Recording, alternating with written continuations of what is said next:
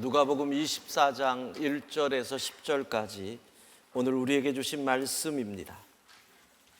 함께 말씀을 받기 위한 우리의 고백을 드리겠습니다.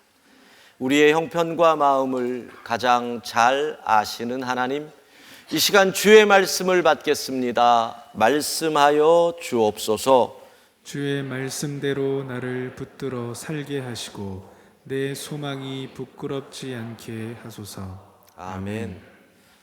누가복음 24장 1절에서 10절까지의 말씀을 교독하겠습니다. 하나님의 말씀입니다.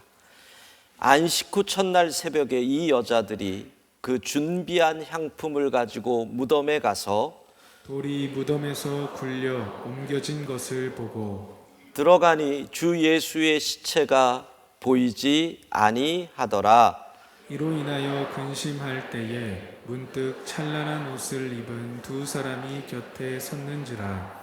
여자들이 두려워 얼굴을 땅에 대니 두 사람이 이르되 어찌하여 살아있는 자를 죽은 자 가운데서 찾느냐?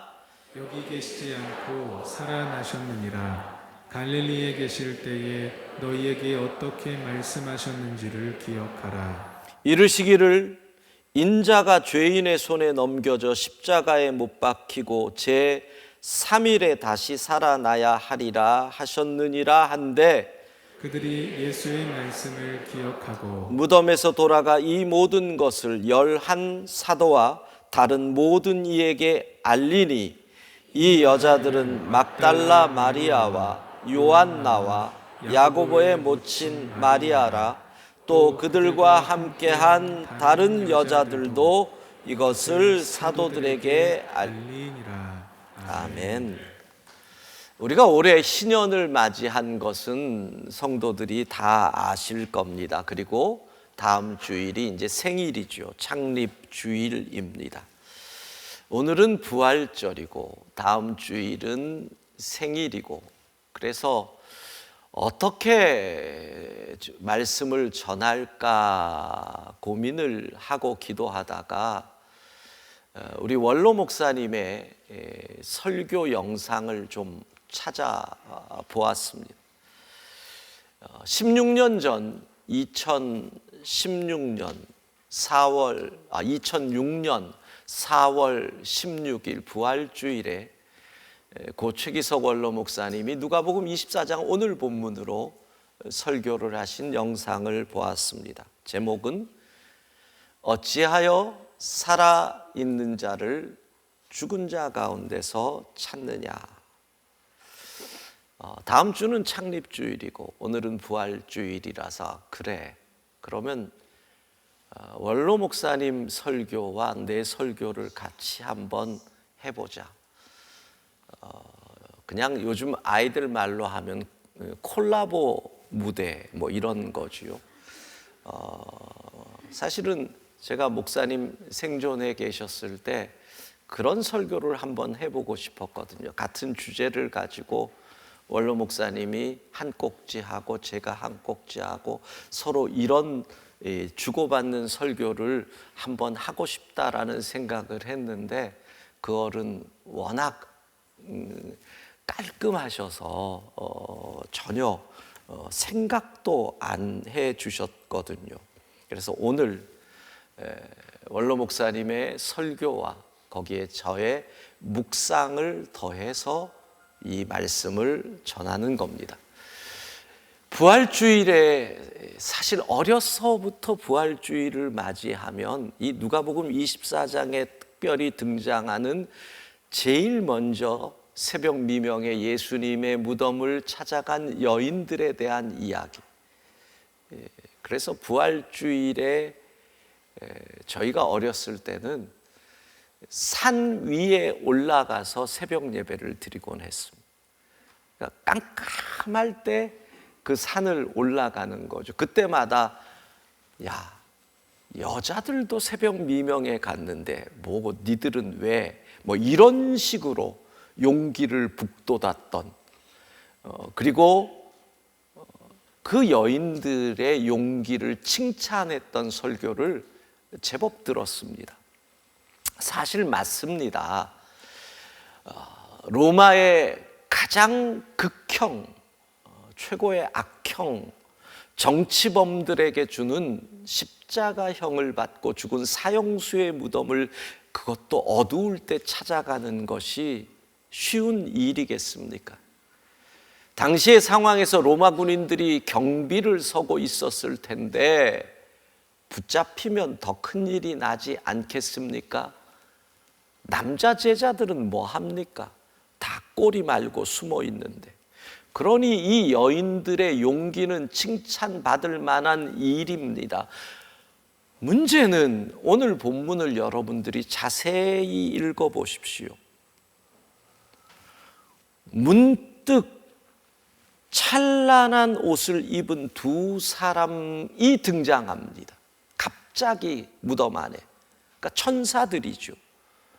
이 천사들이 이 여인의 용기를 칭찬하는 게 아니라 도리어 꾸짖고 있다는 겁니다. 왜 이렇게 용기 있게 했는데 이들은 꾸중을 들어야 했을까요? 그 이유를 우리 원로 목사님의 설교를 통해 잠깐 듣도록 하겠습니다. 부활신앙으로 무장하기 전까지는 결코 참 신앙일 수 없다는 사실입니다. 여기 예수님의 빈 무덤을 보고서 놀라고 슬퍼하는 여인들을 향해서 천사가 한 말을 주목해야 합니다. 너희가 어찌하여 살아있는 자를 죽은 자 가운데서 찾느냐? 무슨 뜻입니까? 여인들을 향한 책망입니다. 그들의 불신앙을 꾸짖는 말입니다. 이 어리석고 더디있는 자들이여, 너희가 어찌하여 부활하신 주를 만나려고 하지 않고 무덤 속에 계시는 주님을 찾고 있느냐? 이제 그만 불신앙을 털어버려라. 어서 속히 부활신앙으로 무장하라는 말씀입니다. 여러분, 과연 여기 여인들이 불신앙자들입니까? 왜 그들이 불신앙자입니까? 어쩌면 그들은 그 누구와도 예수님을 지극히 사랑하고 사모한 사람들이었습니다. 그렇게 예수님이 십자가에 못 박히실 때 다른 제자들 다 도망쳤지만 그들만은 그곳을 떠나지 않고 그곳에 그대로 있어서 예수님과 함께 고통을 나눴습니다. 예수님 무덤에 계실 때도 그 어떤 제자들도 먼저 예수님의 무덤을 찾아왔습니다. 이 얼마나 귀하고 기특한 여인들입니까? 그들의 이 같은 행위가 왜 책망을 받아야 하는 것입니까? 그런데 천사는 책망합니다. 너희가 어찌하여 살아있는 자를 죽은 자 가운데 찾느냐? 무엇 때문입니까? 무엇이 문제였습니까? 그들의 행위 어디까지나 인간적인 애정이나 연민에서 나온 것이기 때문입니다. 진정한 믿음에서 나온 행위가 아니었기 때문입니다. 그렇습니다. 그들은 어디까지나 인간적인 애정이나 연민으로 예수님을 사랑하고 사모했습니다. 섬기고 따랐습니다. 그러나 진정 예수님을 살아계신 하나님으로, 이 땅의 메시아로, 나의 하나님, 나의 구주로 믿지 못하는 것이 분명합니다. 그렇게 그들은 빈 무덤 앞에서도 부활하신 주님을 못 믿고 무덤 속에 계시는 예수님만 찾고 있었습니다. 만약에 그들에게 진정한 믿음이 있었더라면 그때 그 빈 무덤 앞에서 어찌했겠습니까? 부활의 확신과 함께 부활신앙으로 굳게 무장했을 것입니다. 그리고 큰 기쁨과 감격으로 부활의 주님을 담대하게 전했을 것입니다. 그러나 유감스럽습니다. 처음 그들에게 이 같은 부활신앙이 없었습니다. 그렇게 천사들로부터 책망받아 마땅한 것입니다. 바로 이것입니다. 믿음이란 결코 맹목적으로 주를 섬기고 따르는 행위는 아닙니다. 인간적인 애정이나 연민 가지고 주를 좋아하는 행위도 아닙니다. 믿음이라는 것은 예수님에 대한 바른 이해입니다. 바른 신앙 고백입니다. 바른 확신입니다. 즉 부활의 주로 고백하고 나의 주로 확신하고 부활신앙 위에 굳게 서서 살아가는 것, 이것이 바로 믿음입니다. 예수님은 결코 인간적인 애정이나 연민 따위를 원하시지 않습니다. 당신을 향한 믿음만을 원하십니다. 확고부동한 부활신앙을 원하십니다. 그렇게 이 여인들 보십시오. 예수님에 대한 그들의 인간적인 애정과 연민이 마침내 부활신앙으로 바뀌지 않아요. 그리고 그 부활신앙은 그들에게서 모든 슬픔과 두려움을 빼앗아갔습니다. 놀라운 기쁨과 평안을 가져다 주었습니다. 얼마나 놀라운 기쁨과 평안이었습니까? 그 어떤 고난과 순교도 마다하지 않을 만큼 기쁨과 평안이었습니다. 그리고 또한 그 기쁨은 그들을 부활의 증인으로 만들기에 충분했습니다. 그러면 무엇이 문제입니까?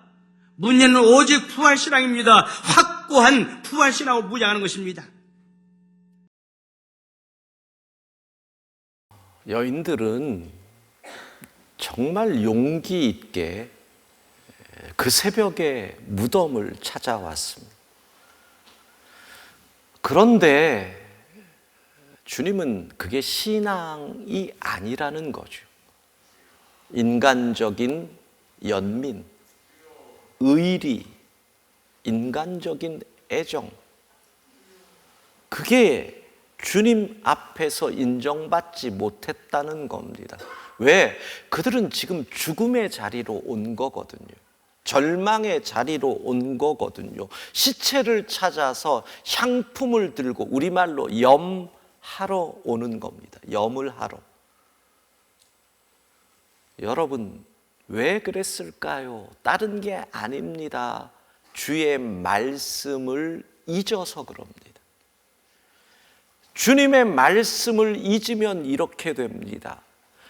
절망의 자리가 있지만 주의 말씀을 들고 가면 그 자리가 희망의 자리, 부활의 자리가 되는 거고, 절망의 자리에 주의 말씀 없이 가면 그곳은 포기와 죽음의 자리가 되는 거거든요. 그래서 천사가 이렇게 말하지요. 누가복음 24장 7절 같이 읽습니다. 이르시기를 인자가 죄인의 손에 넘겨져 십자가에 못 박히고 제3일에 다시 살아나야 하리라 하셨느니라 한데, 제3일에 다시 살아난다는 주의 말씀은 잊었습니다. 아니, 믿지 않았습니다. 그런데 그들의 이성으로, 그들의 판단으로 십자가에 죽는다, 이것은 가슴에 새겨졌습니다. 그러니 그들은 그럴 수밖에 없는 거지요. 시체를 찾으러 갔는데 시체가 없으니 절망합니다. 즉 여인들은 부활신앙이 없었던 것입니다. 오늘 성경은 이 여인들을 통해 우리에게 말씀하시지요. 부활신앙이 없으면 너의 봉사도 허사다. 부활신앙이 없으면 너의 열심히 땀 흘림도 허사다. 새벽에 그 두려움을 쫓아내고 용기를 내어서 무덤으로 찾아간 그 여인들의 인간적인 연민, 내가 원하지 않는다라는 겁니다. 여러분, 새벽 일찍 일어나 장을 시장에서 보고, 그리고 교회 주방에 와서 땀 흘리고 봉사를 해도 부활신앙이 없으면 그거는 그냥 친교 단체에서 수고한 것이고, 아침부터 교회 그리고 창북 중학교 운동장에서 주차 봉사를 해도 부활신앙 없는 봉사는 그냥 인간적인 노력에 불과하다는 것입니다. 오늘 부활주일 아침 우리의 부활신앙을 새롭게 확고히 하는 시간이 되기를 바랍니다. 부활신앙이 무엇입니까? 특별히 팬데믹 2년 3개월 우리의 신앙이 지금 잠자고 있다면 깨워야 합니다. 부활신앙이 정말 필요한 때입니다. 부활신앙이 무엇입니까? 첫 번째로 부활신앙은 예수 그리스도의 부활이 역사적인 사건, 실제의 사건, 팩트라는 것을 믿는 것입니다. 이 시대의 교인들 가운데서도 주님의 부활을 신화나 전설처럼 생각하는 분들이 있습니다. 여러분, 부활은 2000년 전 우리 주님 역사적인 사건으로 증명된 것입니다. 이번에 러시아와 우크라이나의 전쟁을 보면 러시아에서요, 그들의 죄악을 덮으려고 뭘 합니까? 끊임없이 가짜 뉴스를 만들어냅니다. 여러분, 우리 그리스도인들은요, 정말 정직하게 사건을 보는 훈련을 하지 않으면 지금 러시아 사람들의 80%가 푸틴을 지지합니다. 왜 그럴까요? 가짜 뉴스에 속은 것도 있고요. 민족이 정의보다 우선하는 인간의 마음도 있는 거거든요. 그리스도인은 그렇지 않습니다. 때로는 나라를 버려도 하나님의 공의를 버리지 못하는 게 그리스도인입니다. 정신 바짝 차리지 않으면 가짜 뉴스에 다 넘어갑니다. 러시아가 끊임없이 가짜 뉴스를 만들어내는 것처럼 역사를 보면 권력자들은 자신의 권력을 위해, 죄를 숨기기 위해 끊임없이 가짜 뉴스를 만들어냅니다. 예수님 당시도 마찬가지입니다. 지배자들이었던 대제사장들은 무슨 가짜 뉴스를 만들어냅니까? 예수의 제자들이 예수의 시체를 감추고 부활했다는 거짓 소문을 퍼뜨리고 있다. 이것이 그 시절에 만들어냈던 가짜 뉴스였습니다. 그러나 성경은 부활이 역사적 사건이요, 부활하신 예수님을 만난 증인들이 얼마나 많은지를 말씀합니다. 여러분, 고린도전서 15장 4절에서 6절 같이 읽습니다. 장사 지낸 바 되셨다가 성경대로 사흘 만에 살아나사 게바에게 보이시고 후에 12 제자에게와 그 후에 500여 형제에게 일시에 보이셨나니, 예수님의 부활은 수많은 증인이 있는 역사적인 사실입니다. 십자가에 달려 죽으신 예수님을 눈으로 본 사람이 수백 명이라면 예수 그리스도 부활하신 그분을 만난 사람, 그분과 함께 밥을 먹은 사람, 그분의 몸을 손으로 만진 사람, 그분의 가르침을 들은 사람, 수백 명, 죽은 예수님을 본 사람보다 더 많은 사람이 예수 부활하신 그분을 만나고 보았습니다.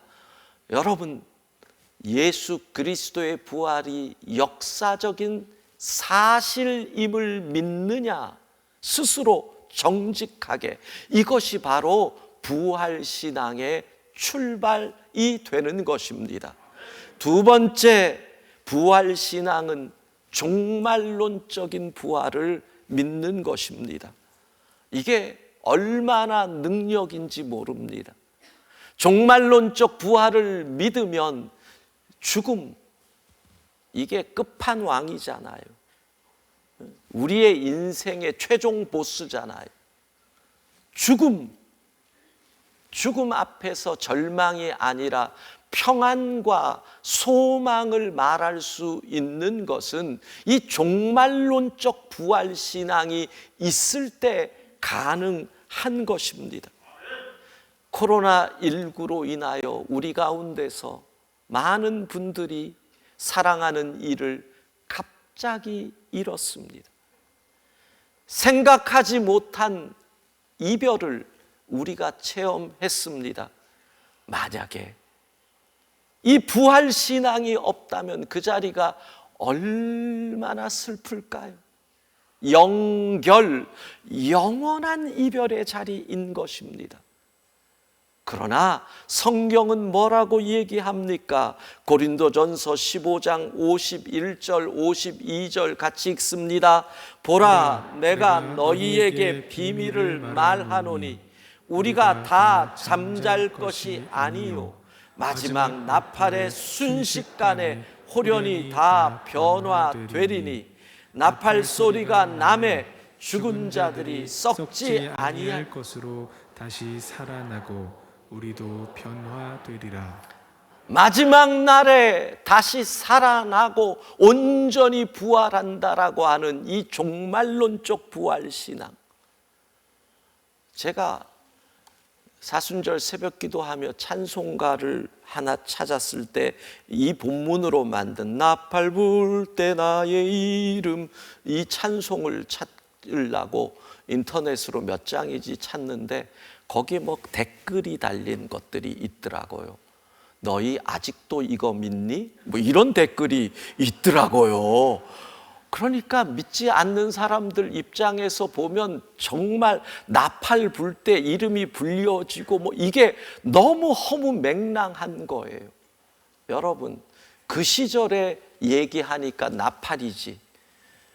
100년 전에 성경을 썼으면 사이렌 불 때 우리 이름일 것이고, 그렇잖아요. 시대에 따라서. 지금은 어쩌면 주께서 우리의 이름을 그냥 부를 수도 있는 것이고, 이 종말론적 신앙이 얼마나 무서운 건지 모릅니다. 우리의 믿음의 선배들이 총칼 앞에서 순교할 수 있었던 이유가 이 종말론적 부활신앙 때문에 가능한 겁니다. 여러분들이 여러분의 삶의 자리에서 강한 불의 앞에서 나아가서 그 불의의 큰 힘을 대적할 수 있는 것도 이 신앙이 있어야 가능합니다. 왜? 종말론적 부활신앙은 지금 내가 고난 속에서 진실이 파묻혀도 언젠가는 진리가 반드시 승리한다는 확신이 바로 여기에서 비롯되기 때문이거든요. 종말론적 부활신앙, 이것이 우리가 가져야 할 두 번째 부활신앙입니다. 세 번째, 그러면 지금 우리의 삶에서 부활의 역사가 일어나느냐? 내 오늘날의 삶에서 살아계신 예수님을 만나고 내 삶의 부활의 역사, 내 삶의 변화가 일어난다면 이것이 부활신앙이고, 그렇지 않다면 우리의 부활신앙은 온전한 것이 아닙니다. 이 부분에 대해서 우리 원로 목사님의 설교를 계속 들어봅니다. 또 하나의 부활신앙이 있습니다. 그것은 지금 나의 삶 속에 일어나는 부활, 현재적인 부활신앙입니다. 실존적인 부활신앙입니다. 안게리스 사이러시스라는 유명한 신학자는 이런 말을 합니다. 예수님이 1000번, 10,000번 부활하셨다 할지라도 단 한 번 내 삶 속에 그 부활의 역사가 일어나지 않는다면 예수님의 그 부활은 내게 무의미한 것이다. 그렇습니다. 예수님의 부활의 역사도 귀합니다. 우리의 종말의 부활도 소중합니다. 그러나 더욱더 소중한 것은 지금 내 삶 속에 일어나는 이 부활의 역사입니다. 내 영혼과 마음 속에, 그리고 내 인격과 성품 속에, 내 생활과 행동 속에 이 부활의 역사가 일어나는 것입니다. 무덤의 역사가 무너지고 생명의 역사가 일어나는 것입니다. 어둠의 역사가 물러가고 빛의 역사가 창조되는 것입니다. 절망과 저주의 역사가 끝나고 희망과 축복의 역사가 시작되는 것입니다. 여러분, 마치 봄이 오면 앙상한 가지들마다 물이 오르고 잎이 나고 꽃이 피고 열매를 맺습니다. 우리의 삶에도 이 같은 부활의 역사가 반드시 일어나야 합니다. 때가 되면 저 시궁창에 꿈틀거리는 구더기 떼들도 아름다운 나비로 잠자로 변해서 푸른 창공을 훨훨 나릅니다. 이같이 우리의 영혼, 우리의 마음에도 이 같은 부활의 역사, 아름다운 변화가 일어나야 합니다. 이것이 바로 현재적인 부활입니다. 실존적인 부활입니다. 본문 속에 나오는 여인들 보십시오. 그중에서 막달라 마리아를 주목해 보십시오. 막달라 마리아, 그가 누굽니까? 전에 거리에서 몸을 파는 창녀였습니다. 7 귀신이 집혔던 폐인이었습니다. 그야말로 인간 쓰레기입니다. 그런데 그가 예수를 만났습니다. 주여, 귀신으로부터 자유함을 얻고 새 사람이 되었습니다. 그러나 예수님께서 십자가에 달리시자 그만 슬픔과 절망에 빠졌습니다. 두려움과 불안에 떨고 있었습니다. 바로 그때 그는 부활하신 주를 만났습니다. 부활신앙으로 새롭게 무장합니다. 그의 삶의 부활의 역사가 일어났습니다. 그렇게 이적껏 그의 마음을 사로잡던 슬픔과 절망이 아침 안개처럼 사라졌습니다. 불안과 두려움도 그러했습니다. 그의 마음에 기쁨과 평안이 넘쳤습니다. 희망과 행복 넘쳤습니다. 힘과 용기가 샘솟았습니다. 그렇게 그는 예루살렘 거리를 종횡무진 누비면서 부활하신 주를 선포합니다. 그리고 그녀는 초대교회 어머니가 되었습니다. 예수님의 신실한 제자 중에 제자가 되었습니다. 로마 황제의 박해 때 작년에 순교한데 그야말로 순교자의 순교자요, 성녀 중에 성녀가 되었습니다. 여러분, 무엇이 그 인간 쓰레기 막달라 마리아를 그렇게 놀랍게 변화시켰습니까? 마리아야말로 후대기의 탈바꿈보다도 더 놀랍고 위대한 변화 아닙니까? 바로 이것이 부활신앙의 선물이었습니다. 실제로 그의 삶의 부활, 그의 실존적인 부활이 만들어낸 위대한 걸작품 인생이었습니다. 실은 막달라 마리아뿐만 아니었습니다.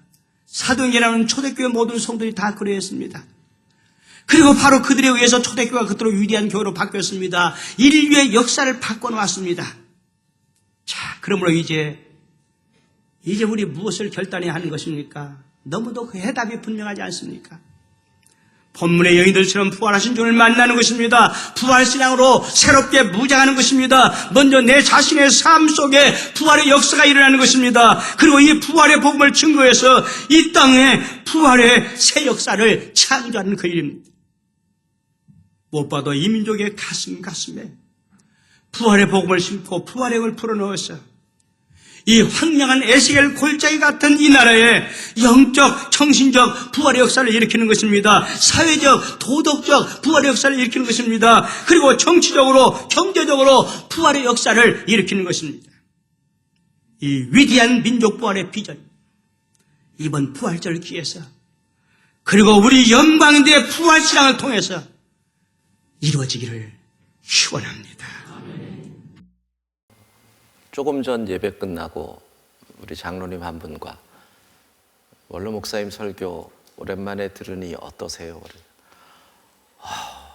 원로 목사님 설교가 저렇게 보석 같은 걸 왜 그때는 몰랐죠? 그러시더라고요. 제가 은퇴한 후에 여러분이 알 겁니다. 여러분은 예수님을 믿고 어떤 변화가 일어나셨습니까? 죄가 죽고 의가 살아나는 역사. 살아계신 예수님을 만나면서 내 삶에 일어난 그 변화가 없다면 우리의 부활신앙은 온전한 것이 아니라는 겁니다. 고린도후서 5장 17절 같이 읽습니다. 그런즉 누구든지 그리스도 안에 있으면 새로운 피조물이라. 이전 것은 지나갔으니 보라 새 것이 되었도다. 아멘. 이전 것은 지나갔으니 보라 새 것이 되었다. 이것이 내 삶에서 일어나야 부활 신앙을 가진 것이죠. 사울이, 핍박자인 사울이 전도자가 된 것, 부활 신앙인 겁니다. 이렇게 교회의 역사는 부활 신앙을 현재의 삶에서 체험하고 살아가는 자들에 의해서 이 세상을 변화시킨 것입니다. 사랑하는 성도 여러분, 기억하십시오. 인간적인 애정, 의리, 연민, 관계로 아무리 봉사하고 땀 흘려도 주님은 그것을 인정하지 않으십니다. 부활신앙. 2000년 전 이 땅에서 죽으신 예수 그리스도의 그리고 살아나신 부활을 역사적 사실로 믿느냐? 종말론적 부활, 그것을 믿느냐? 내 삶에서 살아계신 예수님으로 인하여 부활의 역사가 일어나느냐? 부활신앙으로 확신 있기를 소망합니다.